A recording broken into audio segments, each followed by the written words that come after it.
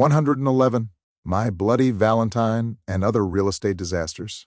Things lurched along through January and February like a three-legged dog in a snowstorm, technically moving forward, but nobody was having a good time. Still, I had hope.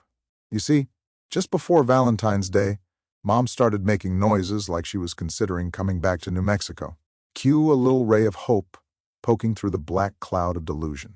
At this point, I had closed on my first house, a real grown-up structure with walls and plumbing and everything, and was deep in the middle of a remodel.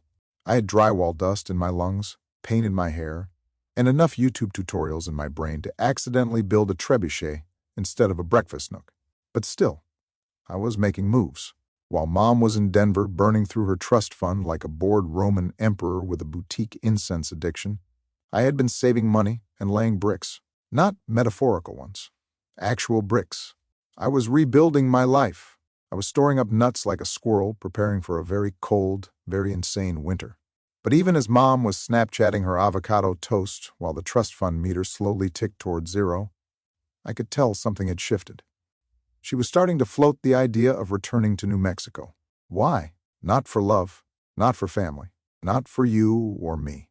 No, kiddo.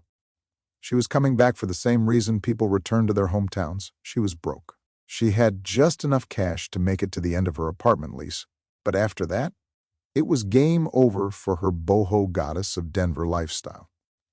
The kombucha budget was about to evaporate. The spiritual Pilates studio was no longer sustainable. The only crystals left were the ones forming in the bottom of her expired chia seed jar.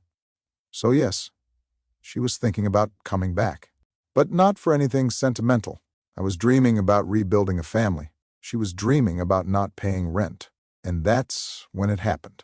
Just before Valentine's Day, during one of our faux intimate let's talk about our future chats, Mom dropped a neutron bomb into the conversation. I'm not committed to our relationship or our family.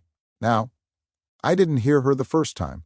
Or I thought maybe I hadn't. Surely I misheard her. So I asked again. Wait, so you're not committed to our relationship? No. Okay. That felt bad.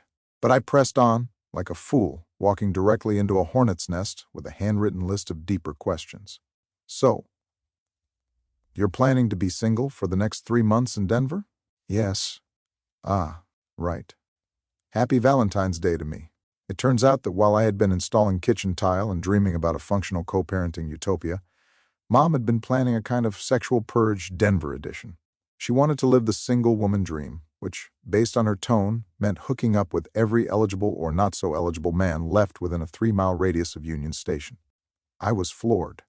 Not metaphorically, spiritually floored, because this wasn't just honesty. This wasn't finding herself. This was her saying, I want to ride the carousel of casual sex until the bolts fly off, and then maybe I'll consider cohabitation. It was skeevy. It was crass. It was brutally on brand.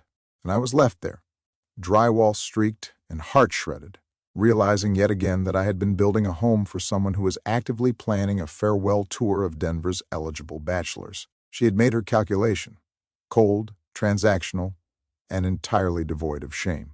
And I had made mine, foolish, hopeful, and still clinging to the idea that maybe, just maybe, the crazy train would make one last stop at functional family junction.